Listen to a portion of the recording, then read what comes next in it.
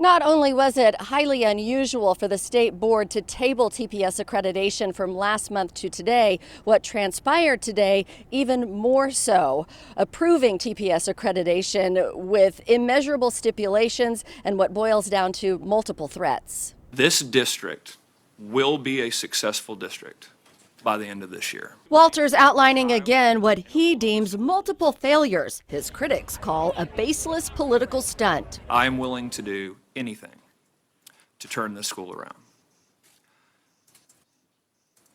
I would advise Tulsa Public Schools, their leadership, do not test me.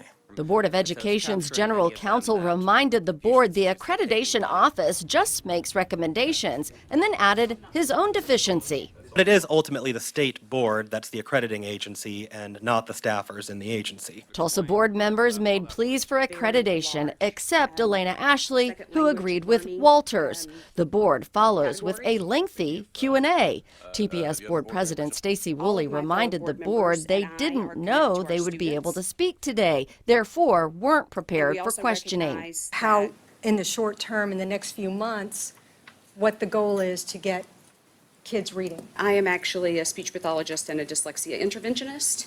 And while I would agree that many kids can learn to read pretty rapidly, I think to say that most can learn to read in a few weeks or anywhere close to that would be pretty impressive. The board approved accreditation with 3 required plans attached, not required for any other school.